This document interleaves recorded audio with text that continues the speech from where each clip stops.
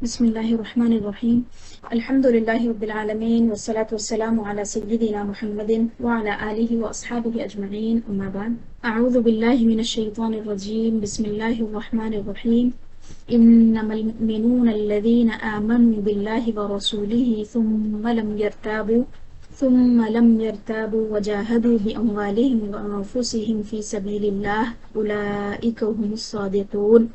قل أتعلمون الله بدينكم والله يعلم ما في السماوات وما في الأرض والله بكل شيء عليم. صدق اللہ العلی العظیم. سورہ حجرات کی آیت نمبر 15 اور 16 کی میں نے تلاوت کی. 14 تک ہم آخری والے درس میں پڑھ چکے تھے. 14ویں آیت کا تھوڑا سا میں آپ کو خلاصہ بتاتی ہوں تاکہ اگلی آیت کو سمجھنے میں آسانی ہو. اس آیت میں اللہ تعالیٰ نے فرمایا کہ یہ جو بدو لوگ ہیں، اعراب ہیں یا پھر گنوار قسم کے لوگ ہیں جن کو علم سے کوئی تعلق نہیں ہے، دیہاتی ٹائپ کے، تو وہ کہتے ہیں کہ ہم ایمان لائے ہیں. رسول اللہ صلی اللہ علیہ وسلم کے سامنے آ کر وہ کہہ رہے ہیں کہ ہم ایمان لائے ہیں. تو اللہ تعالیٰ نے ان کو سمجھایا اور بتایا کہ رسول اللہ صلی اللہ علیہ وسلم کو حکم دیا اور فرمایا کہ اے محبوب آپ ان سے فرمائیں کہ تم ابھی داخل ایمان نہیں ہوئے یا پھر تم ابھی مومن نہیں ہوئے ہو، بلکہ تم ابھی مطیع ہوئے ہو، فرما بردار ہوئے ہو یا پھر مسلمان ہوئے. جب ہم اسلام بولتے ہیں تو اس کا ایک عام فہم معنی جو نکلتا ہے، ہم اس کو یہ بولیں گے کہ کوئی داخل اسلام ہوا مطلب وہ مطیع ہو گیا، فرما بردار ہو گیا، یا پھر اللہ اور اس کے رسول کو وہ ماننے لگا، زبان سے اقرار کیا اور دل سے اس کی تصدیق کیا. ابھی گہرائی میں نہیں پہنچا، اسلام کی خوبصورتیوں کو دیکھا نہیں، اسلام کو تفصیل سے جانا نہیں، اس کی پریکٹس نہیں کیا، صرف ابھی وہ بگنر ہے، تو اس کو بولیں گے کہ یہ داخل اسلام ہوا ہے، یہ اعلیٰ درجے کا مومن نہیں ہے. تو اللہ تعالیٰ نے اس آیت میں فرمایا کہ اے محبوب آپ فرما دے کہ تم ایمان نہیں لائے ہو، بلکہ تم یہ کہو کہ ہم اسلام لائے ہیں، ہم مطیع ہوئے ہیں. اور فرما دیا اور صراحت کی، یہیں پہ بات ختم نہیں ہوئی. فرمایا وَلَمَّا يَدْخُلِ الْإِيمَانُ فِي قُلُوبِكُمْ، ابھی تمہارے دلوں میں ایمان داخل نہیں ہوا ہے.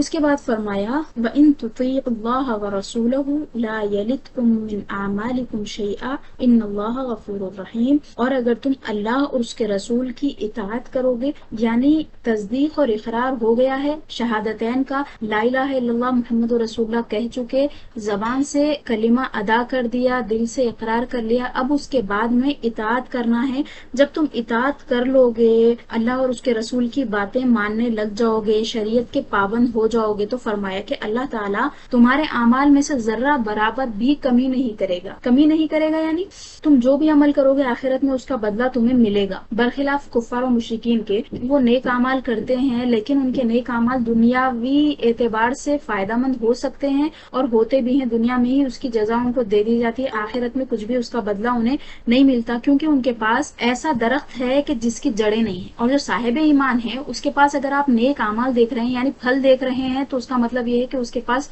باضابطہ پورا جھاڑ ہے، تنا ہے درخت کا، پھر پتے ہیں، پھول ہے، پھر نیچے آپ دیکھیں تو زمین کے نیچے پیوستہ پوری جڑیں ہیں، اصول ہیں. لیکن یہ کفار و مشرکین کا معاملہ ایسا نہیں ہے. ان کے پاس پھل بہت سارے بھی اگر ہو جائیں اور بظاہر جھاڑ آپ ہیں سمجھ رہے ہیں، کھیت ہے سمجھ رہے ہیں، لیکن ان کے پاس جڑیں نہیں ہیں، یعنی اسلام نہیں ہے ان کے پاس، کلمہ توحید نہیں ہے، کلمہ رسالت نہیں ہے. تو فرمایا کہ تم اگر اطاعت کرنے لگو اللہ اور اس کے رسول کی تو تمہارے اعمال میں کمی نہیں ہوگی. پھر اس کے بعد فرمایا کہ اللہ تعالیٰ غفور ہے اور رحیم ہے، یعنی ان کو اس بات کی کیا بولیں گے تفہیم کروائی گئی، ان کو یہ بات سمجھائی گئی کہ ایمان کیا ہے، اسلام کیا ہے سمجھو. خالی داخل اسلام ہوتے ہی بولنے لگے کہ ہم مومن ہو گئے، تو یہ نہیں بولنا ہے. اس کے بعد ان کی ایک ہمت بھی بنا دی کہ اگر غلطی ہو گئی تو کوئی بات نہیں، اللہ تعالیٰ معاف کرنے والا ہے، اللہ تعالیٰ رحم فرمانے والا ہے. یہ ہم لوگ پڑھ چکے تھے، آپ لوگ سن سکتے، دوبارہ سے اگر سننا چاہ رہے ہیں تو درس آگے بڑھیں گے.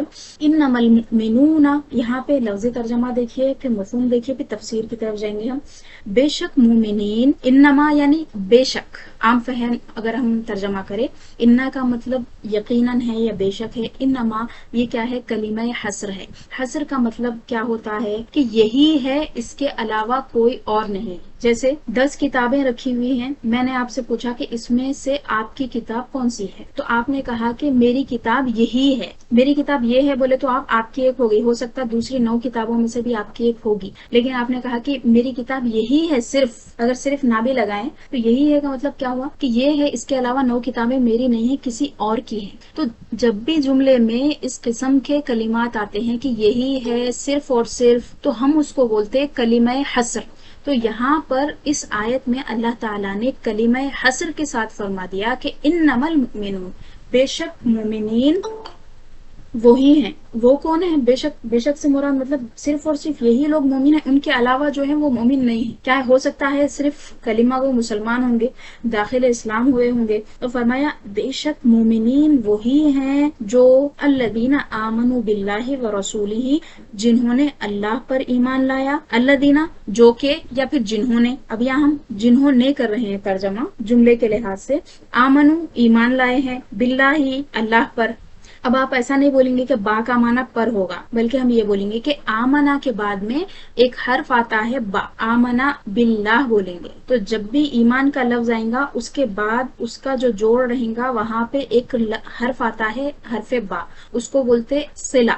گرامر کی پوری تفصیل تو میں نہیں سمجھا سکتی، اتنی سی آپ موٹی بات سمجھ لے سکتے ہیں کہ بے شک مومنین وہ لوگ ہیں جنہوں نے اللہ پر اور اس کے رسول پر ایمان لایا ہے۔ تو ہم جس طرح ایمان لایا ہے بولنا ہے تو پر بولتے ہیں، اللہ پر، اسی طرح ایمان کے ساتھ عربی میں با آتا ہے۔ آمن آیا یا آمنا آیا، جو بھی لفظ آیا وہاں پہ صلہ آئے گا با، باللہ اللہ پر، ورسولہ اور اس کے رسول پر، ثم اس کے بعد اب دوسرے سٹیپ کی بات کی جا رہی ہے۔ پہلا تو مرحلہ ہو گیا ایمان کا، اس کے بعد فرمایا دوسرا کیا ہے، ثم لم یرتابوا، پھر وہ شک نہیں کرتے ہیں یا شک نہیں کیے۔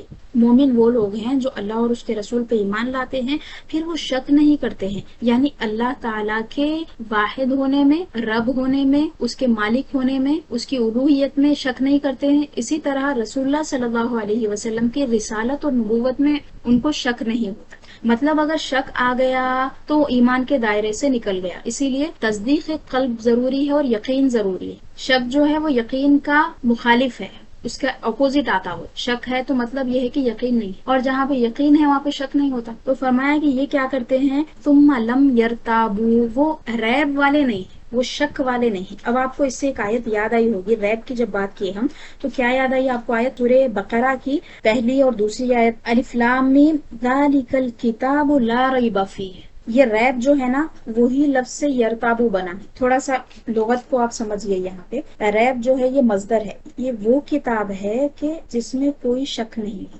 یعنی اہل ایمان کو اس میں کوئی شک نہیں ہے کہ اللہ کی طرف سے ہے، اسی طرح اس میں جو باتیں ہیں وہ من اللہ ہے، اس میں کوئی شک نہیں۔ ہدی للمتقین، متقین کے لیے ہدایت ہے۔ اب اپنی سورہ حجرات کی آیت کی طرف آ جائیے، تو فرمایا کہ بے شک مومنین وہی ہیں، یعنی حصر کے ساتھ وہی مومنین ہیں جو اللہ اور اس کے رسول پر ایمان لاتے ہیں، پھر اس میں شک نہیں کرتے ہیں، پھر کیا کرتے ہیں، وجاہدوا باموالہم وانفسہم، وہ اپنے مال کے ذریعے بھی جہاد کرتے ہیں اور اپنی جانوں کے ذریعے بھی جہاد کرتے ہیں، فی سبیل اللہ، اللہ کی راہ میں۔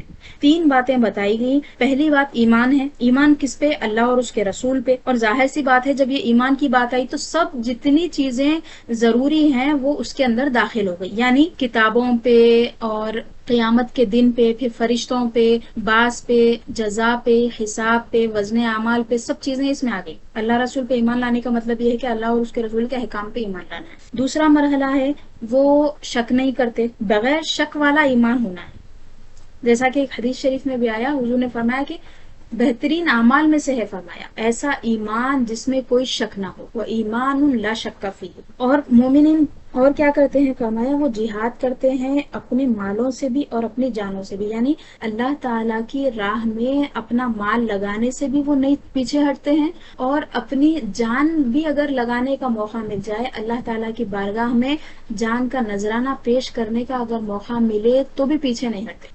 اولئک هم الصادقون، فرمایا کہ یہی وہ لوگ ہیں جو صادقین ہیں، اصحاب الصدق ہیں، یعنی ان کے ایمان کی جو سچائی ہے وہ کیسے پہچانی جاتی ہے؟ اگر آپ کو کوئی صادق کو پہچاننا ہے، اہل صدق کو پہچاننا ہے، تو اس کی 3 علامتیں بتا دی گئی کہ وہ اللہ اور اس کے رسول پر ایمان لانے والا ہے، یعنی شریعت کا پابند ہے۔ ایمان اور اسلام کا فرق آپ کو پہلے بتا دیا گیا باریکی سے، تو فرمایا کہ یہ شریعت کی اتباع کرنے والا ہے، اس کو شک نہیں ہے، نہیں اسلام میں ایسا کیوں ہے، یہ حکم ایسا رہنا تھا، یہ ایسا کیوں ہے۔ جو پختہ ایمان والا ہوتا ہے نا، وہ بولتا ہے کہ جب اللہ کا یہ حکم ہے تو ضرور کوئی اس میں حکمت ہوگی۔ اللہ تعالیٰ کا جب حکم ہے، رسول اللہ صلی اللہ علیہ وسلم نے جب ہمیں اس بات کا حکم دیا ہے، جب یہ چیز شریعت میں ہے، احکام شریعت جب ہمیں یہ بتاتے ہیں تو یہ چیز صحیح ہو۔ اہل ایمان اس طرح کہتے ہیں، لیکن جن کے پاس شک ہوتا وہ کیا کرتے ہیں، نہیں ایسا نہیں، ایسا رہنا اچھا رہتا تھا۔ اور بعض چیزیں تو اتنی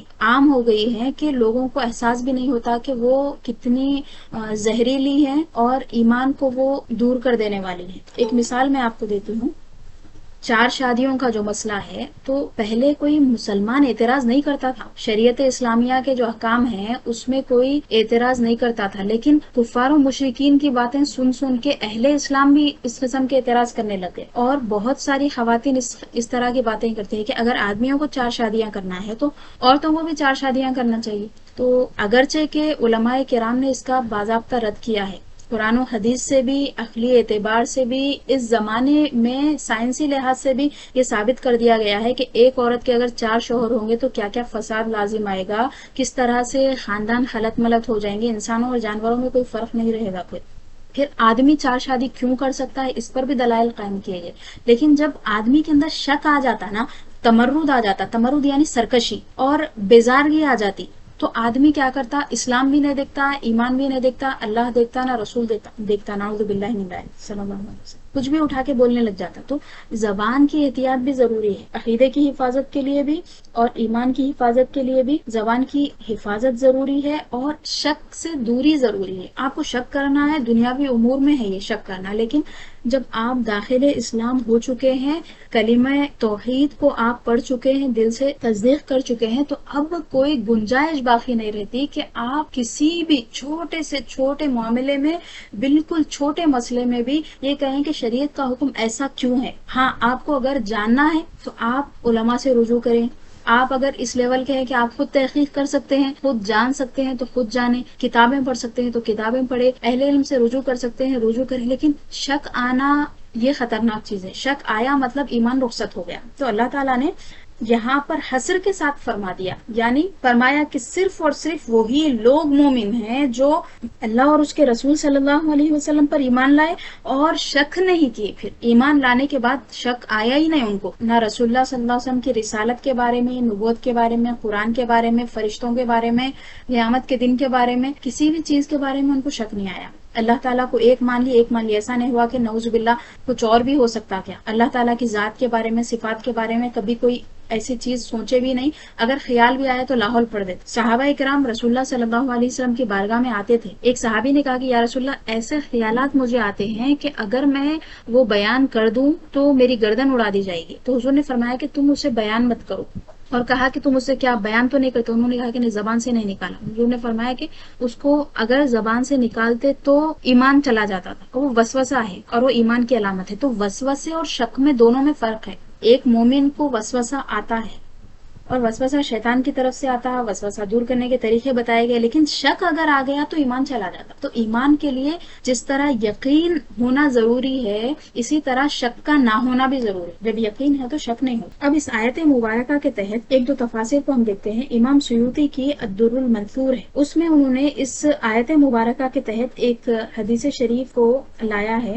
امام احمد نے اپنی مسند میں اس کی تخریج کی ہے، حضرت ابو سعید خدری رضی اللہ تعالی عنہ سے، وہ کہتے ہیں کہ رسول اللہ صلی اللہ علیہ وسلم نے فرمایا المؤمنون فی الدنیا علی 3 اجزاء، دنیا میں مومنین 3 حصوں میں بٹے ہوئے ہیں، 3 قسم کے مومنین ہیں۔ پہلے کون سے ہیں؟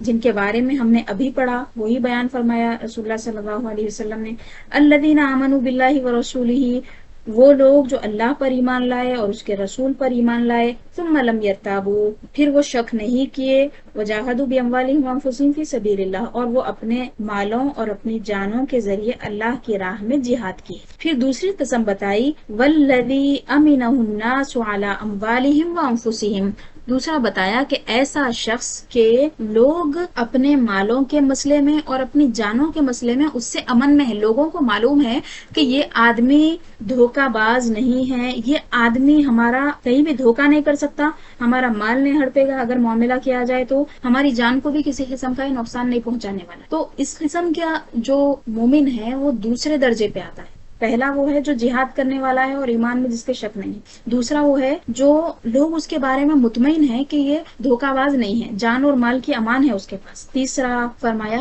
ثم الذی اذا اشرف علی طمع ترکہ للہ عز وجل، فرمایا کہ تیسرا وہ قسم کا مومن ہے جو جب کسی طمع کی طرف جانے لگتا ہے، یعنی اس کو ہرس ہوتی ہے جب کسی چیز کی، ارے یہ ہو گیا تو اچھا ہے، ارے یہ ہو گیا تو اچھا ہے، نہیں وہاں پہ فائدہ ہے، وہ کام کر لینا چاہیے، ایک بزنس چل رہا ہے نہیں دوسرا بھی یہ شروع کر دیں گے، ہرس کے مارے جو دھڑا دھڑ کام کرنے لگ جاتا۔ تو فرمایا کہ جب اس کو ہرس آتی ہے تو وہ کیا کرتا ہے، اللہ تعالیٰ کے لیے اس کو ترک کر دیتا ہے، اللہ تعالیٰ کی خاطر اپنی حرص کو ترک کرنے والا مومن بھی اس میں شامل ہے۔ تین قسم کے مومنین بتائے، اور تیسرا جو ہے وہ ایسا مومن ہے جو طمع کو ترک کرنے والا ہے۔ اب اگر ہم اپنے آپ کو اس حدیث مبارک کے مطابق پرکھ کر دیکھیں تو کیا ہم پہلے پہ بیٹھتے ہیں، دوسرے پہ، یا تیسرے پہ، یہ ذرا چیک کرنے کی ضرورت ہے۔ اچھی بات ہے پہلے میں ہے تو بہت اچھی بات ہے، دوسرے میں ہے تو بھی اچھی بات ہے، مبارک ہے، تیسرا بھی ہے تو مبارک ہے۔ اگر تینوں بھی نہیں ہیں تو مطلب یہ ہے کہ ایمان ہمارا بہت کمزور ہے،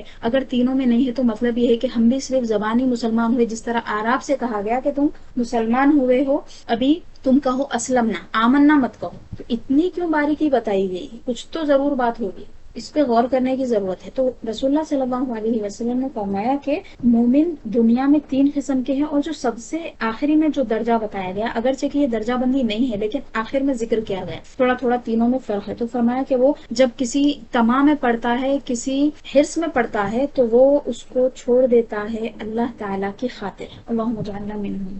اور ایک تفسیر بھی ہم دیکھتے ہیں کہ تفسیر طبری میں سے انہوں نے فرمایا کہ اللہ تعالیٰ نے جب مومنوں کی یہ کیفیت بیان کی اور فرمایا کہ مومن صرف اور صرف یہی ہیں، اور اس کے بعد فرمایا اولئک هم الصادقون، یہی لوگ سچے ہیں، هم الصادقون، یہی لوگ سچے ہیں، فرمایا اولئک صادقون بھی نہیں ہے، صدقوا بھی نہیں ہے، یہ لوگ سچ کہے ہیں، یعنی ان کے علاوہ اور بھی سچے ہیں، نہیں، فرمایا کہ هم الصادقون، ہم لگا دیا، یعنی یہاں پہ اور ایک حسر آ گیا، ان کے علاوہ جو ہیں وہ صدق والے نہیں ہیں، جو یہ ہیں صدق والے۔ تو اس آیت کے تحت امام طبری فرماتے ہیں کہ ہؤلاء الذین یفعلون ذلک هم الصادقون فی قولہم، وہ لوگ جو ایمان لانے کے بعد شک بھی نہیں کرتے اور اللہ کی راہ میں جہاد کرتے ہیں، جان و مال لگا دیتے ہیں اپنے، وہی لوگ سچے ہیں اپنے قول میں کہ ہم مومن ہیں۔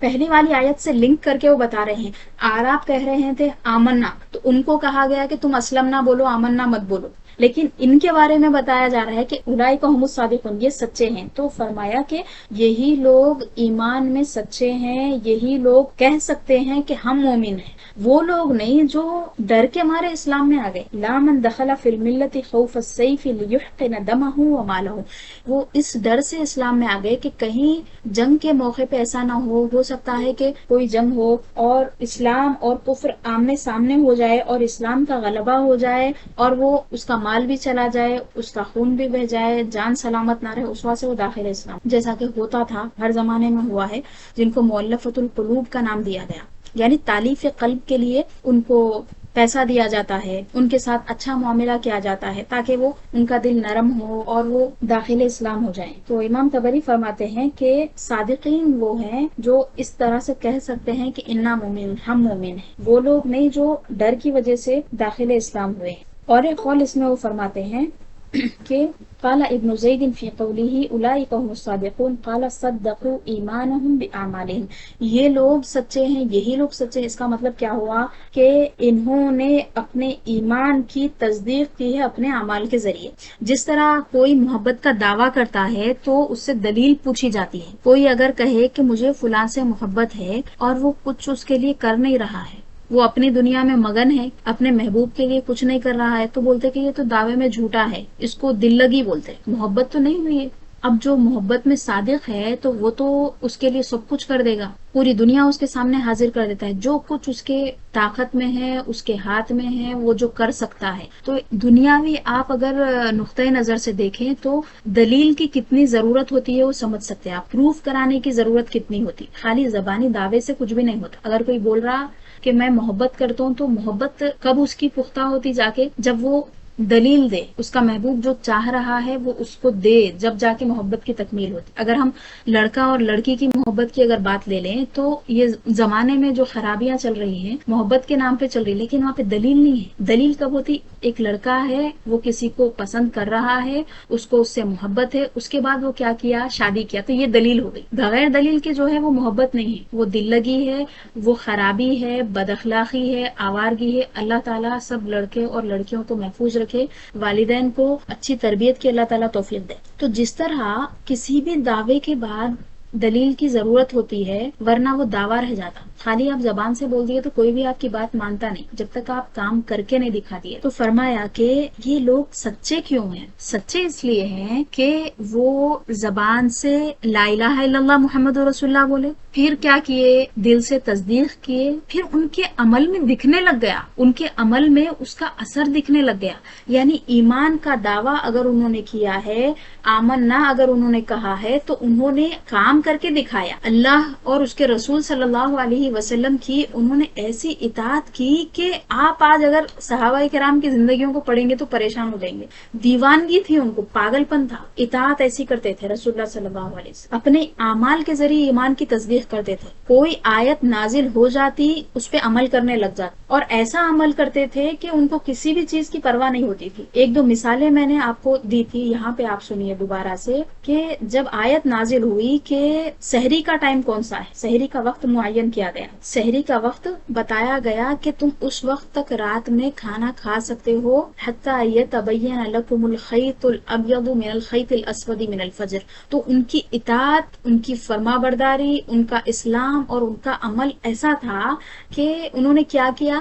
پیروں کے اوپر دھاگے باندھ لیے، کالے کالے دھاگے انہوں نے اپنے پیروں پہ باندھ لیے، اس کے بعد دیکھے تو وہ دھاگا وائٹ نہیں ہو رہا، سفید نہیں ہو رہا، پھر آئے آ کے بولے کہ یا رسول اللہ صلی اللہ علیہ وسلم کالا دھاگا تو سفید نہیں ہو رہا، تو حضور نے فرمایا کہ یہ دھاگے سے مراد یہ ہے کہ جو آسمان پہ تمہیں کالا پن دکھتا نا، رات کا جو اندھیرا ہے وہ جا کے صبح صادق نکل، سورج طلوع ہونے سے بہت پہلے کی بات ہے، یہ پہلے صبح کاذب آتی پھر صبح صادق آتی، تو فرمایا کہ وہ جو سفید ڈورا ہے اس کو کہا گیا ہے یہ خیط۔ ان کا عمل کا یہ انداز تھا۔ مدینہ منورہ میں آ گئے، ہجرت ہو گئی، اس کے بعد میں بہت ساری احکام کی آیتیں آئی، شراب کی حرمت بھی آ گئی، شراب تو پیتے تھے، الگ الگ قسم کی شرابیں پیتے تھے، اس کے الگ الگ قسم کے برتن بھی ہوتے تھے۔ تو جب شراب کا حکم آیا، حرمت علیکم المیتۃ والدم ولحم الخنزیر، مردار حرام کیا گیا، خون حرام کیا گیا، اور خنزیر حرام کر دیا گیا، ایک ایک چیز حرام کی گئی، پھر شراب حرام کیا گیا۔ تو روایات میں آتا ہے کہ صحابہ کرام نے اپنے گھروں سے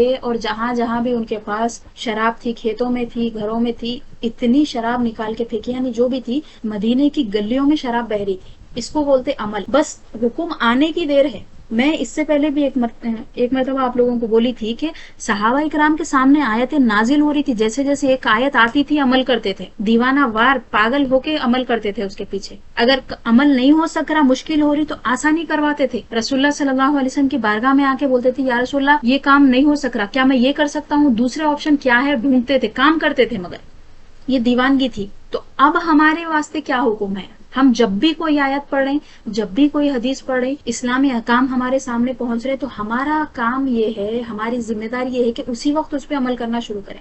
اور علماء کرام نے فرمایا ہے کہ آدمی جب کسی حکم کے بارے میں سنتا ہے، کسی حکم کے بارے میں پڑھتا ہے یا کسی نہیں کے بارے میں، تو اگر وہ اس پر فوری عمل کر لے، ایک بار بھی عمل کر لے زندگی میں، تو وہ عمل کرنے والوں میں لکھا جاتا ہے۔ یعنی صدقے کا حکم آیا، آپ وہ حکم سن لیے، اس کے بعد دل میں ایک تمنا جاگی کہ نہیں، جس طرح صحابیات نے صدقہ کیا تھا، صحابہ نے کیا تھا، ایک صحابی چادر لے کے گھوم رہے تھے، رسول اللہ صلی اللہ علیہ وسلم نے عورتوں سے کہا کہ میں تم میں سے زیادہ تر کو جہنم میں دیکھا، یعنی عورتوں کی کثرت کو میں جہنم میں دیکھا، لہٰذا تم صدقہ کیا کرو اور اور اپنی انگلیوں پہ تسبیح پڑا کرو. تو ایک صحابی کیا کیے, چادر لے کے گھومنے لگے. تو روایت میں آتا ہے کہ خواتین اپنی کان کی بالیاں نکال کے, انگوٹیاں نکال کے اس میں ڈال رہی تھی سونے اور چاندی کے. یہ ان کا جذبہ تھا. آپ سنیں, آپ کا دل بولا, آپ ایک بار کر دیے یہ کام, وہ کیٹیگری میں آپ آ گئے عمل کرنے والوں. عمل کرنا شرط ہے, اور جو جذبہ اندر سے آتا نا اس کے بعد آدمی عمل کرتا نا, تو وہ پورا اخلاص والا عمل رہتا, اس میں دکھاوا شامل نہیں رہتا, اللہ اور اس کے رسول کے لیے کام کیا جاتا. تو فرمایا کہ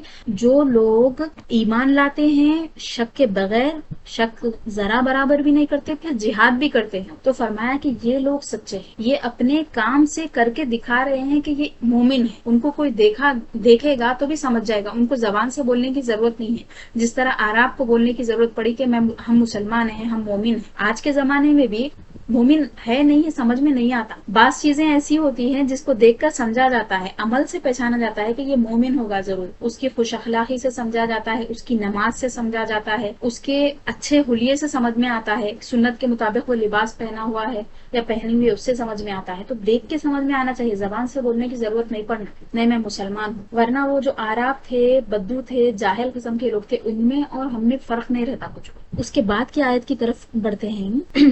اے محبوب صلی اللہ علیہ وسلم, آپ فرمائیں اتعلمون اللہ بدینکم, اے بدوؤ کیا تم اللہ تعالیٰ کو اپنے ایمان کے بارے میں بتاتے ہو؟ یعنی اللہ تعالیٰ کو نعوذ باللہ علم نہیں ہے کہ تم بتا رہے ہیں کہ ہم ایمان لے کے آئے تجھ پر, تیرے محبوب پہ. یہ اللہ تعالیٰ خود فرما رہا ہے کہ اے حبیب آپ فرمائیں ان سے, اتعلمون اللہ بدینکم, تم اپنے دین کے بارے میں اللہ تعالیٰ کو بتانا چاہ رہے ہو کہ ہم ایمان لائے ہیں. اس کے بعد فرمایا واللہ یعلم ما فی السماوات وما فی الارض, اللہ تعالیٰ جانتا ہے جو کچھ آسمانوں میں ہے, وما فی الارض, اور جو کچھ زمین میں ہے. اللہ تعالیٰ تو آسمانوں اور زمینوں کی پوشیدہ چیزوں کو جاننے والا ہے. تمہارے دل کے اندر ایمان ہے نہیں ہے, اللہ کو کیسے نہیں معلوم ہوگا. واللہ بکل شیء علیم, اور اللہ ہر چیز کو جاننے والا ہے. واللہ, اور اللہ, بکل شیء, ہر, کل یعنی ہر, تمام, پورے کا پورا, شیء یعنی چیز, علیم علم والا ہے, جاننے والا ہے. واللہ بکل شیء علیم کی تفسیر میں امام طبری لکھ رہے ہیں کہ واللہ بکل ما کان وما هو کائن وبما یکون ذو علم, اللہ تعالیٰ ہر چیز کا جاننے والا ہے. مطلب جو ہو چکا ہے, جو ہو رہا ہے, اور جو ہوگا, سب چیزوں کا علم ہے اللہ تعالیٰ کو. اور اللہ تعالیٰ کا علم ایسا ہے کہ اللہ تعالیٰ آسمانوں, ساتوں آسمانوں اور ساتوں زمینوں کے بارے میں جاننے والا ہے. اس کے اوپر کوئی بھی چیز پوشیدہ نہیں ہے. تو تم اپنے ایمان کے بارے میں اسے کیوں بتا رہے ہو؟ یعنی ایمان لا لیے, کلمہ شہادت پڑھ لیے, کافی ہے, لیکن ان کا کوئی الگ مسئلہ تھا, باور کرانا چاہتے تھے, بار بار بولتے. تو فرمایا کہ اللہ تعالیٰ کا علم تو یہ ہے کہ زمین و آسمان کے بارے میں جانتا ہے, ہر پوشیدہ چیز اس کے سامنے کھلی ہوئی ہے. تو تمہارا یہ بتانا کوئی مناسب نہیں ہے. تمہارا دین اس کے سامنے چھپ کر کیسے رہے گا؟ اگر دین ہے, ایمان ہے, اسلام ہے, تو اللہ تعالیٰ کو دکھ جائے گا. وَإِنَّمَا هَذَا تَقَدُّمٌ مِّنَ اللَّهِ إِلَىٰ هَٰؤُلَاءِ الْأَعْرَابِ بِالنَّهْيِ عَنْ أَن يُكَذِّبُوا وَيَقُولُوا غَيْرَ الَّذِي هُمْ عَلَيْهِ فِي دِينِهِمْ يقول الله محيط بكل شيء عالم به فاحذروا ان تقولوا خلاف ما يعلم من ضمائركم. اچھا, فرما رہے ہیں کہ یہ جو کہہ رہے ہیں ہو سکتا ہے کہ ان کے دل میں کچھ اور ہو, یعنی اندر سے تو ابھی مومن نہیں ہوئے, صرف کلمہ گو ہوئے, ہو سکتا ہے بعد میں ہو جائیں, لیکن ہم مومن ہیں بول رہے ہیں. تو فرمایا کہ ایسا نہ ہو کہ اللہ تعالیٰ کو تو زمین و آسمان کا سب معلوم ہے, تمہارے دل میں اگر تم جو بول رہے ہو اس کے خلاف ہے, وہ اللہ تعالیٰ کو معلوم تو ہے, اگر وہ اللہ تعالیٰ دکھا دے تو سب کے سامنے. تو منافقوں میں ان میں یہ فرق ہے, یہ واقعتاً داخل اسلام ہوئے تھے لیکن بگنرز تھے, یہ ان کو کچھ بھی احکام نہیں معلوم تھے, کچھ بھی اخلاق نہیں معلوم تھے, لیکن منافقین تھے, ان کا پردہ فاش کیا گیا.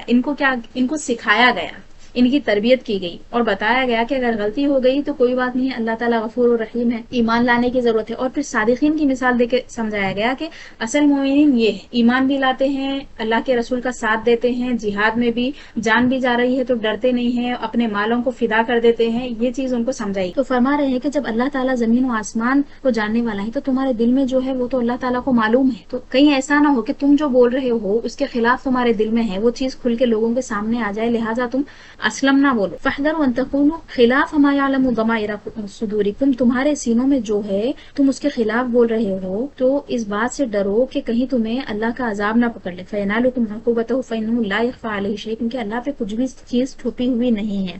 اس کے بعد کی آیت میں فرمایا بسم اللہ من الشیطان الرجیم, بسم اللہ यमुन्नून अलैका अन अस्लमू कुल ला तमुन्नु अलैया इस्लामकुम बलिल्लाहु यमुन्नु अलैकुम बलिल्लाहु यमुन्नु अलैकुम अन हदाकुम लिल ईमान इन कुंतुम सादिकीन।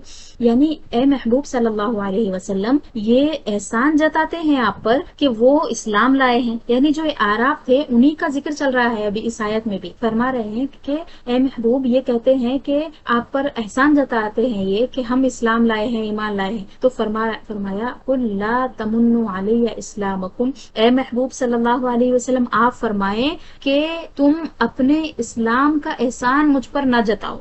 यानी अगर तुम मुसलमान हुए हो, अगर तुमने बुतों की पूजा छोड़ी है, अगर तुमने शिर्क छोड़ा है, अगर तुम कुफ्र से तौबा किए हो, ला इलाहा इल्लल्लाह मुहम्मदुर रसूलुल्लाह की गवाही तुमने दी है, तो ये मेरे ऊपर एहसान नहीं है। ला तमुन्नु अलैया इस्लामकुम, तुम्हारे इस्लाम का एहसान तुम मुझ पर मत जताओ, और वो मुझ पर एहसान है भी नहीं, बल्कि बलिल्लाहु यमुन्नु अलैकुम अन हदाकुम लिल ईमान, बल्कि अल्लाह ताला तुम पर एहसान करता है कि उसने तुम्हें ईमान की हिदायत दी। बलिल्लाहु, बल्कि अल्लाह, यमुन्नु एहसान जताता है, एहसान करता है, एहसान किया है, अलैकुम तुम पर, अन हदाकुम कि उसने तुमको हिदायत दी है, लिल ईमानी ईमान की, इन कुंतुम सादिकीन अगर तुम सच्चे हो। अगर तुम सच्चे हो अपनी बात में तो ये बात तुम्हें समझना चाहिए और गौर करना चाहिए कि अल्लाह ताला ने खुद तुम पर एहसान किया है, तुमने मुझ पर कोई एहसान नहीं किया है। यानी रसूलुल्लाह सल्लल्लाहु अलैहि वसल्लम ये आराब से फरमा रहे हैं, अल्लाह ताला फरमा रहा है कि ए हबीब आप फरमाएं कि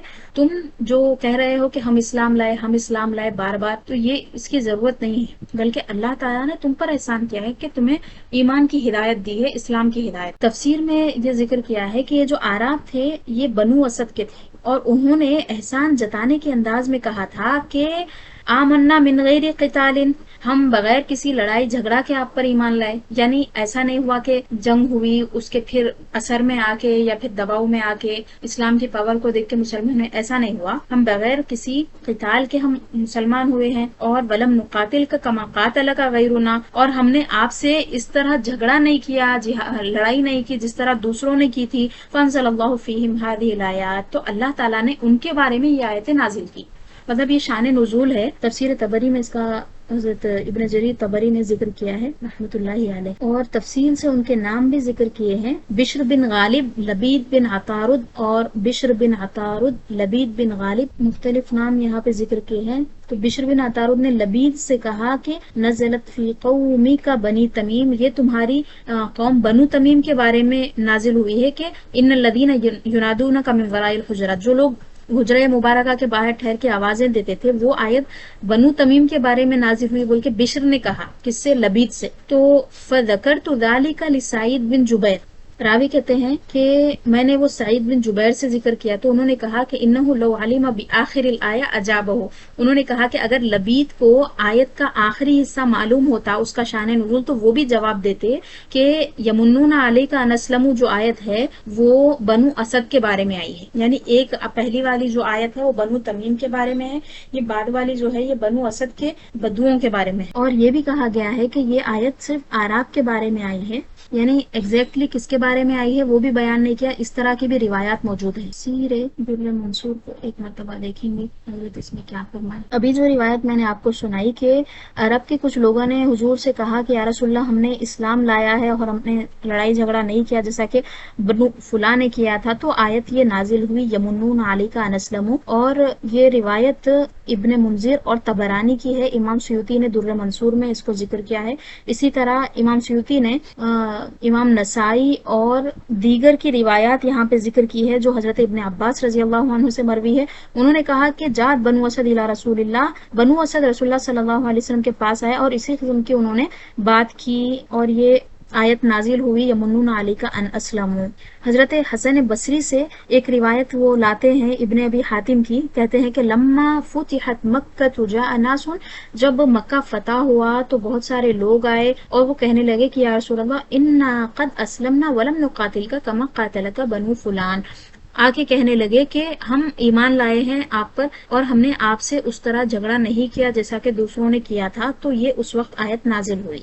यानी वाक़ियतन उन्होंने झगड़ा नहीं किया था, दाखिल इस्लाम हुए थे, लेकिन ये आदाब रिसालत के खिलाफ था। وہ اگر اسلام لائے تو بہت اچھی بات ہے، الحمدللہ، ان کو اللہ کا شکر ادا کرنا چاہیے. ایسا نہیں ہے کہ وہ حضور کے پاس آ کے بول رہے ہیں کہ ہم ایمان لائے. تو یہ بات کیسی دکھ رہی؟ احسان جتانے والی دکھ رہی. تو اللہ تعالیٰ نے ان کو بس صراحت آداب سکھا دیا اور بتا دیا کہ تمہیں اس طرح نہیں کہنا چاہیے. پہلے تو تم آمنا مت کہو، اسلم نہ کہو. دوسری بات یہ ہے کہ تم رسول اللہ پہ احسان نہیں جتا رہے، بلکہ اللہ کا تم پہ احسان ہے کہ اس نے تمہیں ایمان کی ہدایت دی ہے، اسلام کی ہدایت دی ہے. اور ایک روایت یہاں پہ امام سیوطی نے در منصور میں ذکر کی ہے، فرمایا کہ 10 لوگ آئے تھے بنو اسد سے، اور یہ کب کی بات ہے؟ 90 ہجری کے شروع کی بات ہے، یعنی ہجرت کے 90 سال کی بات ہے. ان میں کون کون تھے ان کے نام بھی ہیں: حضرمی بن عامر، زرار بن ازور، وابسہ بن معبد، قتادہ بن قائف، سلمہ بن حبیش، نقادہ بن عبداللہ بن خلف، طلحہ بن خویل. اور رسول اللہ صلی اللہ علیہ وسلم اس وقت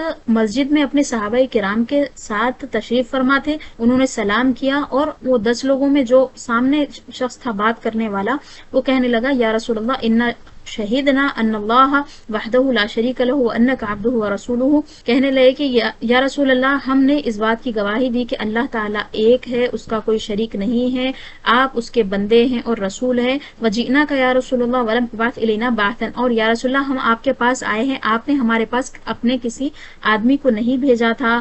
وَنَحْنُ لِمَنْ وَرَاءَنَا سِلْمٌ. اور جو ہمارے پیچھے لوگ ہیں ان کے لیے ہم حفاظت کرنے والے ہیں ان کی. تو اللہ تعالیٰ نے یہ آیت نازل کی کہ یہ جو بات کرنے کا تمہارا انداز ہے اور یہ جو طریقہ کار ہے یہ غلط ہے، اور ان کی اصلاح کر دی گئی. آخری آیت مبارکہ: ان اللہ یعلم غیب السماوات والارض واللہ بصیر بما تعملون. بے شک اللہ تعالی آسمانوں اور زمین کی پوشیدہ چیزوں کو جانتا ہے. ان اللہ، بے شک اللہ تعالی، یعلم، جانتا ہے، غیب السماواتی، آسمانوں کی پوشیدہ چیزوں کو، والارض، اور زمین کی، یعنی زمین و آسمان کی پوشیدہ چیزوں کو اللہ جانتا ہے.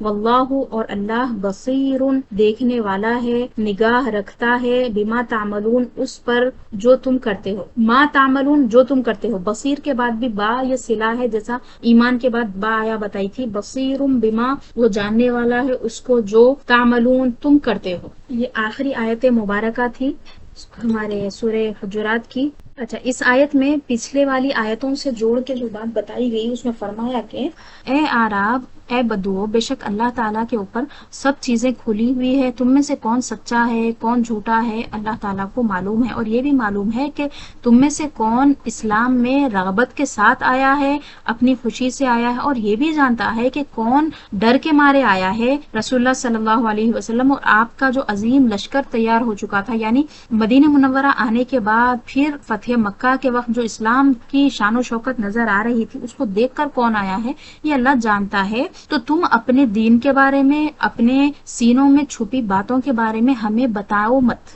فلا تعلمون دینکم وضمائر صدورکم فإن اللہ یعلم ما تکنہ ضمائر صدورکم. کیونکہ اللہ تعالیٰ جانتا ہے تمہارے دلوں میں کیا ہے اور تمہارے دل میں کیا باتیں چل رہی ہے، اور جو چیزیں چھپی ہوئی ہیں وہ بھی اللہ جانتا ہے. کیونکہ اللہ تعالیٰ آسمانوں اور زمین کی پوشیدہ چیزوں کو جاننے والا ہے، کوئی چیز اس سے چھپی ہوئی نہیں ہے. تو تمہارے دلوں میں جو ہے وہ تو کوئی حیثیت نہیں رکھتا. واللہ بصیر بما تعملون، اور جو تم کام کرتے ہو اللہ تعالیٰ اس کو بھی جانتا ہے. اجہرن تعملون ام سرن، چاہے تم سب کے سامنے کام کر رہے ہو، چاہے تم پیچھے کر رہے ہو، چاہے تم اطاعت کر رہے ہو یا معصیت کر رہے ہو، سب چیزوں کو اللہ جانتا ہے. اور اللہ تعالیٰ اس کا تمہیں بدلہ دے گا. اگر تم اچھا کرو گے تو اچھا بدلہ دے گا، اگر تم برا کرو گے تو برا دے گا، برابری کا بدلہ ہوگا.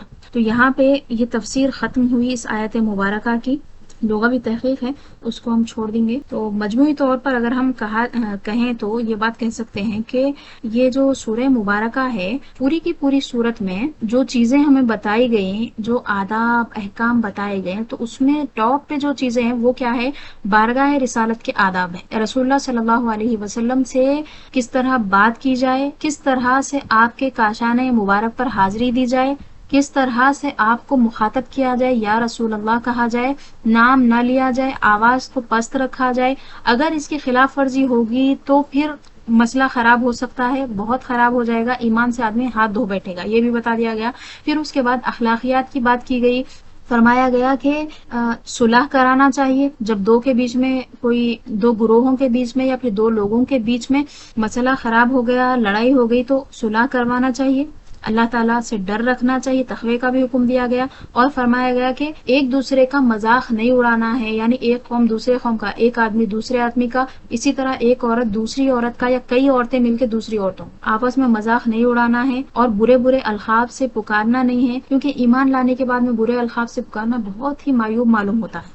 اسی طرح سے بدگمانیوں سے رکنے کا بھی حکم دیا گیا، کیونکہ بہت ساری بدگمانیاں ایسی ہوتی ہیں جو گناہ ہوتی ہیں، اور یہ بھی حکم دیا گیا کہ کسی کی ٹوہ میں نہیں رہنا ہے، کسی کی ٹوہ میں نہ رہا جائے، تجسس نہ کیا جائے کہ کیا کر رہا، کیا نہیں کر رہا، کیا کھا رہا، کیا پی رہا، کیا پہن رہا، اس کے کیا داخلی معاملات ہیں، اس پر چھوڑ دینا چاہیے۔ اسی طرح غیبت کی خرابی کو بتفصیل بتایا گیا کہ تم میں سے کوئی ایک دوسرے کی غیبت نہ کرے، کیونکہ غیبت کرنے کو اللہ تعالیٰ نے صراحت کے ساتھ بتایا کہ کیا تم میں سے کوئی یہ چاہتا ہے کہ اپنے مرے ہوئے بھائی کا گوشت کھائے، پھر خود فرما دیا فکری تم اسے ناپسند کرتے ہو، تو جس طرح مردہ بھائی کا گوشت ناپسند کرتے ہو، اسی طرح بھائی کے نہ ہونے کے وقت، یعنی وہ مردہ ہے، اس وقت موجود نہیں ہے، وہ یعنی مجلس میں نہیں ہے تو مطلب مردہ ہے، وہ ایک مثال دی گئی، تو اس وقت اس کے بارے میں آپ خرابی سے تذکرہ کر رہے ہیں، برا تذکرہ کر رہے ہیں، تو اس سے روکا گیا کہ اس کو تم ناپسند کرتے ہو کہ مردے کا گوشت کھائے، اسی طرح اس کے غائبانے میں اس کے برے ذکر کو ناپسند کرتے ہوئے چھوڑ دو، اور جو ہو گیا ہے ان اللہ تواب الرحیم فرما دیا، یعنی اللہ تعالیٰ توبہ قبول کرنے والا ہے، رحم فرمانے والا ہے۔ یہ دو اہم موضوعات تھے، ایک تو بارگاہ رسالت کے مختلف آداب بتائے گئے، دوسرا اخلاقیات میں بہت ساری چیزیں سمجھا دی گئی کہ آدمی اگر ان آیات پر، ان احکام پر عمل کر لے تو اس کی زندگی سنور جاتی، بالکل سنور جا سکتی، اس کو دوسری کسی چیز کی ضرورت ہی نہیں رہتی، صرف اتنے احکام پہ اگر وہ عمل کر لے تو۔ اسی لیے آپ دیکھیے صحابہ کرام رضوان اللہ علیہم اجمعین میں سے بہت ساروں کے بارے میں یہ آتا ہے کہ وہ کہتے ہیں ہم اس وقت تک دوسری صورت شروع نہیں کرتے تھے جب تک کہ ہم ایک صورت کو مکمل نہ کریں۔ حضرت عمر بن خطاب رضی اللہ عنہ کے بارے میں بھی ہے کہ انہوں نے تقریباً 2 یا 3 سال کی مدت میں سورہ بقرہ کی تکمیل کی، تو اتنا ٹائم کیوں لگا تھا ان، جتنے احکام اس میں ہیں، جتنی چیزیں اس میں بتائی گئی ہیں، سب کو وہ اچھے سے جان لیے، سب پہ عمل کر لیے، سب کو اچھے سے سمجھ لیے، کب نازل ہوئی، کس لیے نازل ہوئی، اس کا کیا مطلب ہے، اس کا کیا مطلب ہے، تمام احکام کو جان لیے، اس کے بعد میں نیا سورہ شروع کرے۔ تو 2 موضوعات تو وہ ہو گئے۔ تیسرا موضوع جو ہے اس میں یہ بتایا گیا کہ سب انسان برابر ہیں بحیثیت انسان کے، آدم کی اولاد ہونے کی حیثیت سے، ایک انسان ہونے کی حیثیت سے، کیونکہ سب کے سب ایک ماں اور ایک باپ سے پیدا کیے گئے ہیں اور ایک حقیر نطفے سے انسان کو بنایا گیا ہے۔ اس لحاظ سے آدمی اگر فخر کرتا ہے تو بے وقوف ہے، نسب ہو، حسب ہو، مال ہو، جمال ہو، 1000 چیزیں ہو، پھر بھی ایک چیز کہیں نہیں جانے والی ہے جو اس میں اور ایک فقیر میں کامن ہے، وہ کیا ہے کہ وہ بھی نطفے سے پیدا ہوا ہے، یہ بھی اسی سے پیدا ہوا ہے، اس کے بھی ماں باپ ہے، اس کے بھی ماں باپ ہے، اور آپ ہزاروں سال پہلے اگر چلے جائیں تو دونوں کے ماں باپ کا نسب جا کے حضرت آدم و حوا سے مل جاتا ہے، لہٰذا انسان سب کے سب ایک ہیں، یہ بتایا گیا۔ اور ایک بات بتائی گئی کہ اگر آپ کو بڑا بننا ہے، اچھا بننا ہے، تو آپ کو تقوی اختیار کرنا ہوگا، اللہ تعالیٰ کے احکام پہ عمل کرنا ہوگا، جن چیزوں سے اللہ نے روکا ہے اس سے رکنا ہے، تقوی پیدا کرے تو اس کے بعد آپ انسان بن سکتے اچھے، اعلیٰ اور عمدہ اور عرفان۔ اور آخری جو مضمون تھا وہ بھی پہلے والے مضمون سے ہی ملتا ہوا تھا، یعنی آداب رسالت ہی سکھائے گئے اس میں بھی، وہاں پہ ڈائریکٹ ہے، یہاں پہ تھوڑا سا انڈائریکٹ ہے، اس میں بتایا گیا کہ رسول اللہ سے اس طرح کی تمہیں بات نہیں کرنی چاہیے کہ تم اسلام لائے تو بولتے بیٹھ رہے ہیں کہ ہم داخل اسلام ہوئے، ہم یہ کرے، ہم یہ کرے، بلکہ اللہ تعالیٰ نے تم پر احسان کیا ہے۔ تو اس طرح سے ہمارا سورہ الحمدللہ سورہ حجرات مکمل ہوا۔ اللہ تعالیٰ ہمارے پڑھنے کو، سیکھنے کو، سکھانے کو قبول فرمائے اور اس کو مقبول عام فرمائے، اس سے نفع کو عام فرمائے۔ السلام علیکم ورحمۃ اللہ وبرکاتہ۔